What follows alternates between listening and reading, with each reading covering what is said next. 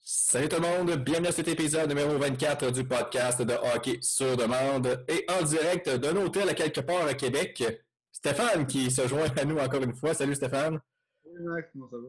Écoute, ça va bien. On va parler de la deuxième ronde. Je sais qu'elle n'est pas terminée tout à fait. Là, il reste un match 7 ce soir qui joue présentement. C'est 2-0 pour les Rangers. On va quand même faire nos previews pour la prochaine ronde parce que ça débute dès demain avec un duel qu'on attend avec impatience. Mais on va se garder ça pour tantôt. On va y aller avec, on fait un tour d'horizon en fait de toutes les séries qui ont lieu en deuxième ronde. On va commencer dans l'Est. C'est assez décevant ce duel entre les Panthers et le Lightning. On s'attendait à une grosse série entre les deux équipes. Écoute, c'est probablement les deux meilleures formations de l'Est là, qui s'affrontaient, ou du moins de l'Atlantique. Donc, on s'attendait à une longue série. Oh boy, que ça n'a pas été le cas. Un coup de balai, mon cher. Et le Lightning, à ton grand plaisir, qui passe encore une fois à la prochaine ronde, balayant. Et non seulement ils ont balayé les Panthers, mais les Panthers ont rien fait de convaincant dans cette série-là. On parle de 3 buts en 4 matchs avec les Barkov, les Huberdeau, les Claude Giroux, les Sam Bennett, les Sam Reinhart. Que s'est-il passé dans cette série-là, Stéphane? Écoute, difficile à comprendre. La seule chose qu'on voit et qu'on a parlé beaucoup, là, tu regardes les réseaux sociaux, tu regardes un peu alentour, puis on a jasé un petit peu ensemble, c'est la qualité de jeu du Lightning qui s'est faite pendant cette série-là. On a bloqué des tirs comme jamais. On a joué vraiment un système de jeu impeccable.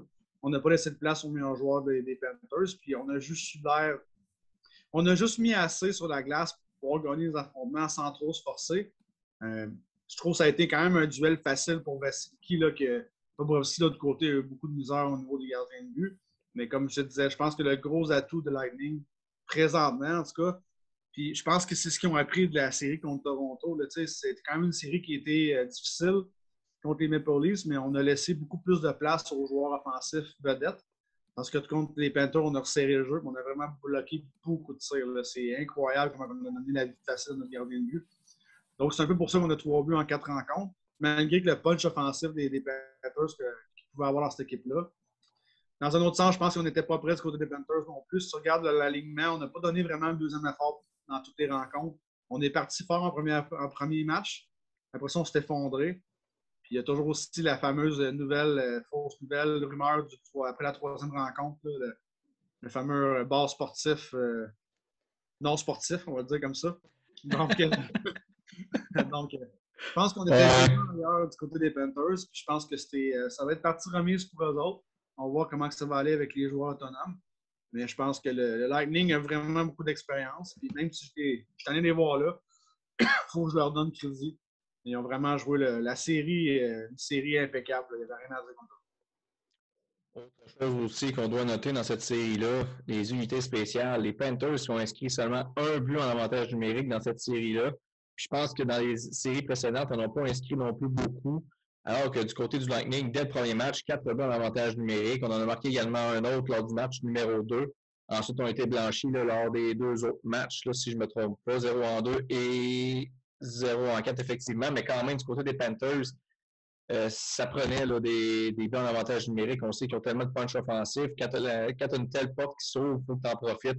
L'équipe ne l'a pas fait malheureusement. Et du côté des Panthers, on a quand même tiré plusieurs fois sur Vasilevski. Il ne faut pas dire qu'ils n'ont pas essayé non plus. On parle quand même, là, si on regarde, là, si on fait le tour d'horizon des matchs, premier match, 34 lancés, deuxième match, 36, troisième match, 35, et le dernier, 49 tirs. Et Vasilevski qui les a blanchis. Je pense que du côté des Panthers, oui, ça a été décevant, la façon dont ils ont joué, mais il faut quand même donner crédit au Lightning et surtout à Vasilevski là, qui a été solide, mais aussi, comme tu as mentionné, les joueurs étaient en mission depuis le début là, des séries, même contre les Maple Leafs. On a vu des joueurs là, qui ont bloqué des tirs à maintes reprises, n'hésitaient vraiment pas à se jeter devant des lancers foudroyants. Donc, je pense du côté du Lightning, ça a peut-être commencé un petit peu slow là, dans la série contre les Maple Leafs, mais maintenant que la guerre est embarquée, je pense que ça va être dur d'arrêter cette équipe-là. Oui, puis on en avait parlé un peu hors podcast cette semaine. Puis juste pour enrichir sur les Panthers, 3,2% dans le power play tout le long des séries, c'est une catastrophe. Là. C'est à peine. Je pense qu'ils ont marqué juste 2 buts dans tous les avantages numériques qu'ils ont eu. Donc, juste pour enrichir ce que tu dis, on en a parlé. On est en mission, mais je pense que dans l'Est, outre la finale de la Coupe Stanley qui va vraiment poser l'Avalanche ou les Hallers, là, moi je pense que c'est une des deux équipes qui va aller en finale.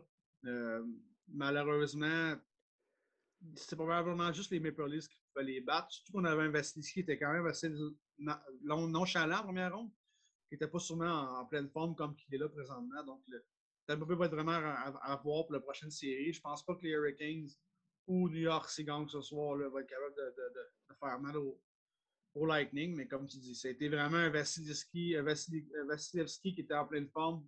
Un club vraiment rodé. On a vu John Cooper jamais stressé dans l'air du temps. Il savait ce qui se passe en avant lui, malgré les décisions bizarres. Puis la quatrième rencontre, 2 buts refusés. Pas oublier non plus qu'ils sont quasiment partis à 0-2. Donc, j'ai hâte de voir ce qui va se passer la prochaine série. On va passer à l'autre série, justement, dans l'Est. On va en parler un petit peu, même si elle n'est pas terminée. C'est drôle, hein, parce que cette série-là s'est rendue en 7. De l'autre côté, on a eu un balayage. Me semble que j'aurais pris l'inverse. J'aurais pris une série en 7 matchs entre les Panthers et le Lightning, puis un balayage entre les Rangers et les Hurricanes. Parce que pour ma part, on dirait que j'embarque pas dans cette série-là. On dirait qu'il n'y a comme pas de, entre guillemets, de storyline. Il n'y a pas de vraiment de... On prend comme exemple du côté des Panthers puis le Lightning, ben, c'est un peu la bataille de la Floride. Les deux équipes se sont affrontées l'an dernier, ça avait brassé quand même pas mal, donc c'était un peu une revanche. Sinon, dans l'Ouest, on avait la bataille d'Alberta entre les Oilers et les Flames. On sait que c'est deux équipes assez explosives. Puis tu sais, c'est deux équipes qui ne s'aiment pas beaucoup non plus, donc on savait qu'on allait avoir une bonne série. L'Avalanche contre les Blues, ben c'est peut-être pas la série la plus intéressante, entre guillemets, mais tu sais, tu as toujours un McKinnon là, qui est là et les McCarr qui sont le fun à voir à l'eau. Puis, comme j'avais mentionné dans le podcast précédent, lorsqu'on faisait nos previews là, pour la deuxième ronde, les Blues ont le type d'équipe qui pouvait battre l'Avalanche dans le sens que c'est une équipe qui sont robustes, qui sont pas faciles à jouer contre. Donc, tu sais, j'avais quand même pas espoir, mais il y avait quand même des chances là, que les Blues là, sortent l'Avalanche qui sont considérés comme favoris pour plusieurs. Donc, tu sais, c'est intéressant à suivre. Mais du côté des Rangers puis les Hurricanes, si j'ai écouté une période au complet, c'est beau. Là. Je veux dire, j'embarque pas vraiment dans cette série-là. Puis on a eu droit à 7 matchs. C'est le fun des séries qui se terminent en 7. Mais il me semble que dans les 4 séries là, qu'il y avait dans le deuxième tour, c'est pas celle-là que j'aurais préféré voir aller en 7 matchs. Pour vrai, là.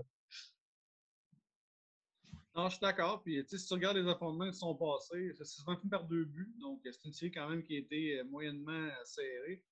Autre le premier match en overtime, mais c'est pas une série qui accroche, c'est pas une série qui est offensive, c'est pas une série qui est très bien structurée. C'est une série un peu de. Le bon terme américain, c'est sloppy second. Là. Fait que, c'est un petit peu bizarre à avoir joué. Je dois dire, ben, franchement, j'ai regardé les 2 premiers matchs, j'ai regardé un petit peu du troisième. Puis à la soir, j'écoutais même pas. Depuis, j'ai checké les TCR rapides. C'est pas une série qui m'accroche non plus. Pourquoi? Drôle à dire, les Hurricanes, c'est pas une équipe qui m'inspire non plus, malgré qu'ils ont une bonne saison cette année. C'est une équipe qui peut mettre beaucoup de points au tableau, qui est quand même bien structurée avec Rob Brinamo. Mais j'ai l'impression que c'est un. Je sais pas. C'est comme un goût amer présentement. Je pense que c'est une série qu'on voit moins bien à cause des éclats d'ailleurs aussi. C'est sûr que si on compare les Flames contre les Oilers, on va parler tantôt, c'est toute une autre série. Mais je pense que je sais pas, c'est peut-être pas des styles de jeu qui nous accrochent non plus. C'est pas super offensif. On a Zibanejad et un Adam Fox qui est bon avec New York. Joe Vinen qui est le premier scoreur à 11 points avec les Hurricanes. Donc c'est pas. Le seul affaire qu'on voit le fun passer sur Internet, c'est le même de Shesterkin qui a 3 points puis qui a mis en 9 1 en début de série. Donc c'est comme tu dis, c'est un petit peu un goût amer. Je pense qu'on aurait préféré d'avoir 4 matchs ou 5 matchs de cette série-là. Puis un 7 matchs de l'autre côté. Je vais glisser un mot sur Shesterkin. Heureusement, une bonne deuxième ronde. Là, je sais que la première ronde, ça a été vraiment plus difficile en levée de rideau, mais c'est bien repris en deuxième ronde. Il a eu 2 passes dans un même match, mais aussi a été solide devant son filet. Donc ça, c'est pas mal plus encourageant pour les Rangers parce que moi, après le premier tour, j'étais un petit peu inquiet pour les Rangers de la façon que Shesterkin a gardé les buts. J'étais comme pas très, très safe à le voir aller, mais là, tout semble s'être replacé. Du côté des Hurricanes, eh bien, tellement une équipe bizarre cette année en série, pas capable de gagner sur la route, gagne tous ses matchs à domicile, sauf ce soir présentement qui tire l'arrière 2-0. Ouais. Mais à domicile, c'est rendu 3-0. Ryan Strome score. Bon, j'ai pas eu la mise à jour. Là. Ah, ben oui, ça vient de se faire là, sur ma tablette. Donc, Ryan Strome qui vient de marquer. Donc, visiblement, ça ne regarde pas bien pour les Hurricanes, mais c'est comme si on avait 2 équipes différentes qui se présentaient à chaque match. Les Hurricanes à domicile qui étaient dominants, puis sur la route, c'était une équipe bien ordinaire, honnêtement. Et là, les Rangers qui semblent avoir trouvé une faille, je ne sais pas, dans le jeu des Hurricanes, mais à domicile, ils sont durs à battre. Mais présentement, 3 buts contre aucun pour les Hurricanes. On est en fin de deuxième, j'imagine. Est-ce qu'elle est terminée, la deuxième période? Pas terminé encore. Moi, j'ai 3,25 qui restent en deuxième là, sur ma tablette. Je ne sais pas si. Non, il reste 3 minutes 24 à la deuxième Bon, c'est période. ça. Donc, on est pas mal rendu au même endroit. Donc, non, honnêtement, cette série-là, je pense pas qu'on va s'éterniser plus que ça parce qu'il n'y a pas grand-chose à dire. Là, honnêtement, les Vikings, c'est une équipe qui joue serré défensivement, qui donne pas grand-chose normalement. Mais c'est pas un spectacle qui est vraiment plaisant à regarder pour moi. Pour ma part, c'est sûr qu'il y en a peut-être qui trouvent leur compte là, dans cette série-là. Mais pour moi, là, j'ai juste hâte qu'elle finisse puis qu'on passe au, au prochain tour, pour vrai.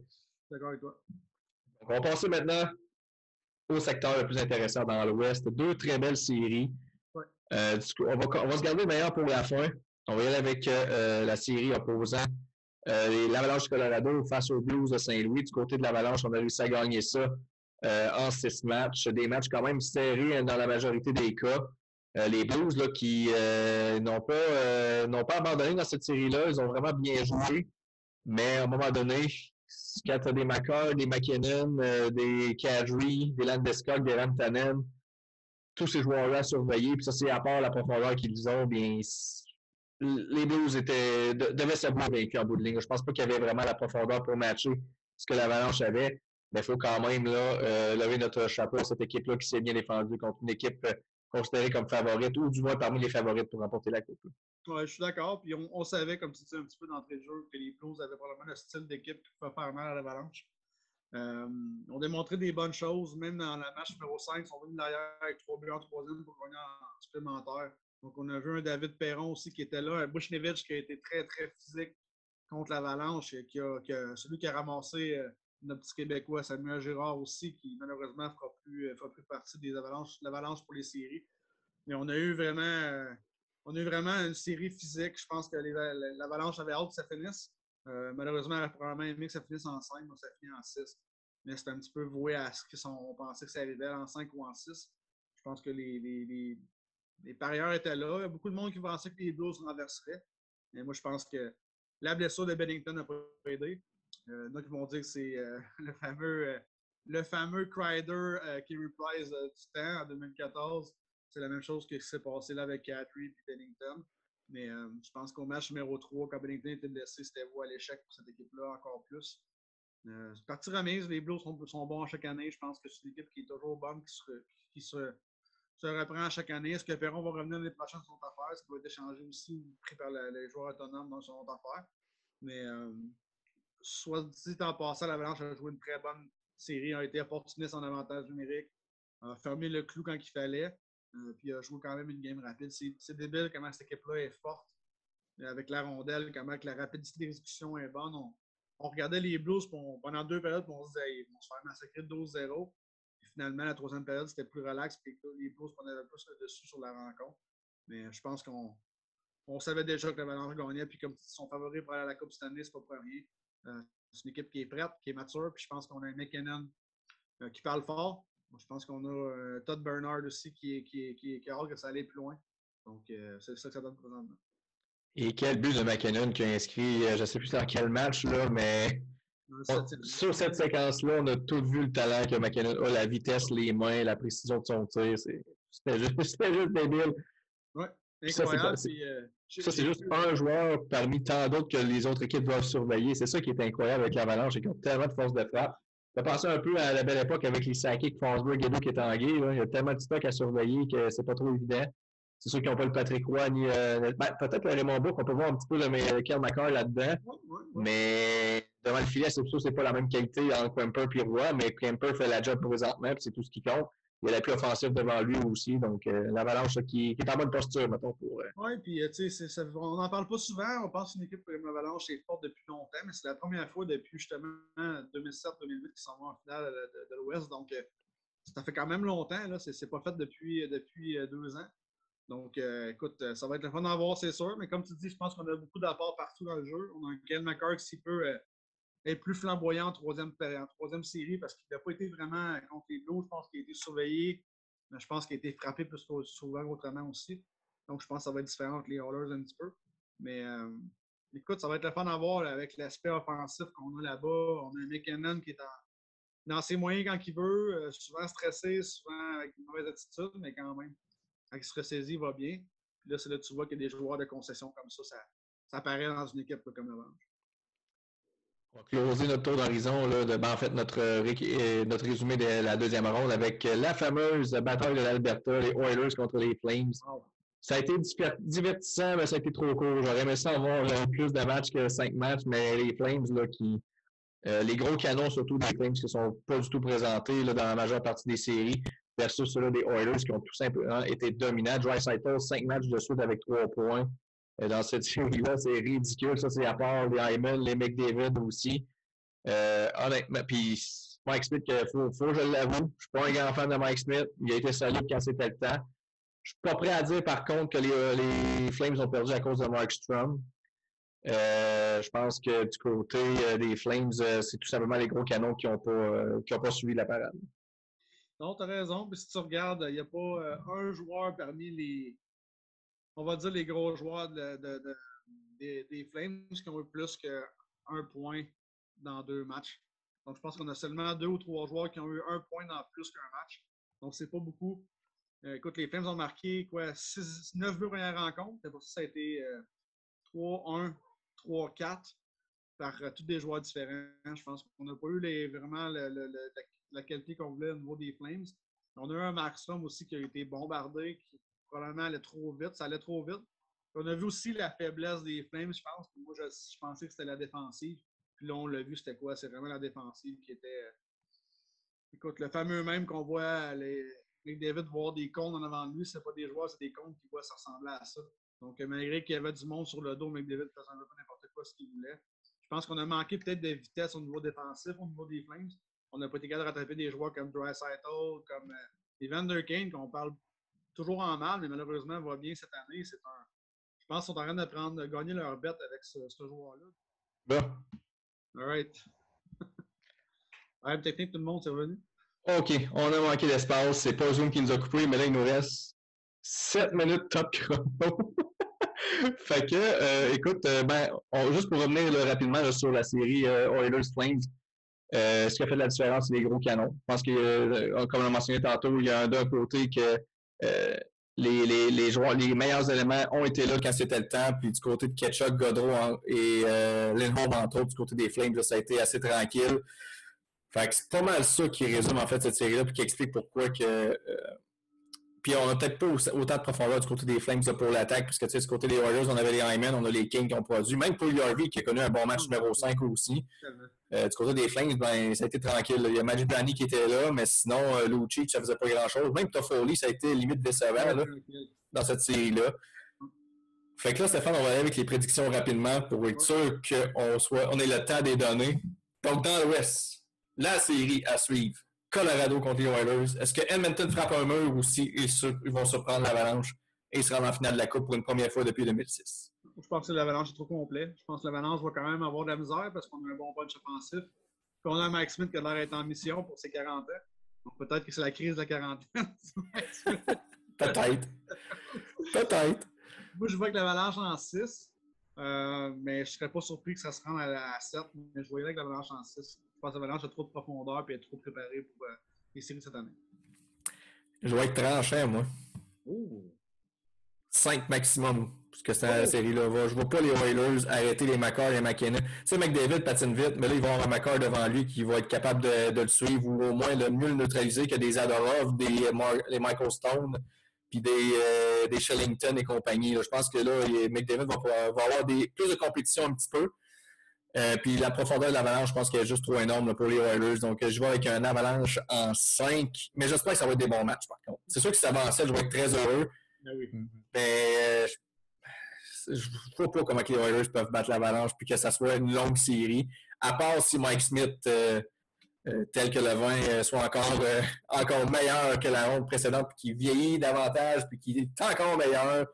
Mais je ne gagerai pas un 2 là-dessus. Sinon, dans l'Est, vous voulez ajouter quelque chose rapidement? Ouais, tu m'avais dit une joke, tu m'as dit, tu ne crois pas à la théorie que la LNH est en train de rig les games pour les Oilers. Peut-être, c'est pas jamais. Dans l'Est, écoute, je sais que la série n'est pas terminée, mais quand on regarde ça, y a-tu vraiment une des deux équipes entre les Kings et les Rangers qui peuvent tasser le Lightning? Je pense pas. Je pense qu'on est beaucoup trop complet du côté du Lightning. Je pense que surtout, on va été reposé. Ça a écouté la fin de la rencontre contre le Lightning, la première rencontre. Stamkos a vraiment affirmé à TNT qu'il y avait beaucoup de monde qui avait des blessures. Donc, je pense que ces 5, 6, 7 jours-là vont avoir été bénéfiques pour cette équipe-là. Et malheureusement, dans l'Est, je ne vois pas qui peut détrôner la Tampa Bay. Je serais vraiment content, not gonna lie. Je suis vraiment content que soit les Hurricanes et les Rangers. Probablement les Rangers parce que dans le deuxième période, on va commencer dans 12 minutes. Mais je pense pas qu'on a vraiment. Les Rangers, c'est l'équipe Cendrillon présentement. Ils ne sont pas supposés être en finale de l'Ouest. Donc, je pense que ça va être peut-être pas un sweep, mais ça va être en 5 du côté du Lightning. Oui. Moi, je pense que du côté de Tampa Bay, là, c'est sûr qu'ils ont pratiquement leur ticket là, pour aller en finale. C'est à jour de ne pas le perdre. Je pense pas que les Hurricanes, mais là, mettons que je serais surpris que les Hurricanes reviennent ce soir. Donc, mettons, on prend pour acquis les Rangers. Oui, ils ont des bons éléments, mais je pense qu'ils ne sont pas rendus là, comme tu as mentionné. C'est un beau parcours, un peu comme le Canadien l'an dernier. Ouais. Mais je vois pas les Rangers battre le Lightning. Vasilevski est supérieur à Shesterkin, selon moi. La défensive peut s'équivaloir un peu avec les Fox, les Trouba contre les McDonough, Sergachev, Edmund. Ça peut peut-être être pas si pire, mais du côté de l'attaque, je pense que du côté du Lightning, on a un petit peu plus de profondeur. Et le Lightning a juste l'air d'être en mission présentement. Puis ça, c'est dur à arrêter quand la machine est partie comme ça. Ils ont toutes les raisons d'être motivés. Une troisième coupe en 3 ans, c'est pas des choses qu'on va voir très, très souvent là, dans les années à venir avec le cap salarial et tout. Je pense que les gars sont pas mal motivés du côté du Lightning. Puis les Rangers, ça va être partie remise, mais on devrait les revoir là, dans quelques années, là, dans 2-3 ans, peut-être gros top. On devrait les revoir dans un parcours similaire, mais avec des joueurs beaucoup plus près, avec des Lafrenière qui sont plus matures, les Capo aussi. Donc, non, les Rangers ont bien fait jusqu'à maintenant, mais leur parcours va s'arrêter à Tampa Bay. Maintenant, le nombre de matchs. Je vais dire en 6, juste pour qu'on ait une longue série, mais je ne serais pas surpris que ce soit en 5 ou même un sweep. Là, écoute, ils ont sweepé les Panthers, qui étaient considérés comme l'équipe de l'heure. Fait que non, je vois le Lightning gagner. Moi, je pense que les victoires vont se faire contre Shesterkin. Comme tu dis, ça va être le gardien qui va les voler. Mais ça va être tough. Là. Quand un gardien de but, tu vas affronter un gardien de but qui a laissé passer 3 buts en 4 rencontres. Qu'à chaque partie éliminatoire qu'il fait pour finir la série, il fait des jeux blancs depuis quoi? Là, ça fait quoi, 2 ans maintenant? Là? Fait que, écoute, ça va être tout un défi. Écoute, Stéphane, ça a été short and sweet. Merci à Zoom, encore une fois, de nous permettre de nous exprimer librement comme ça. On va se retrouver la semaine prochaine pour un autre podcast, en espérant qu'on ait... Parce qu'avec StreamYard, ça n'a comme pas trop fonctionné, donc c'est pour ça qu'on est revenu sur Zoom. On va essayer de trouver une solution pour qu'on ait plus de liberté d'expression, s'il vous plaît. Yes! On se retrouve la semaine prochaine pour le 25e épisode. Bonne série tout le monde, bye bye.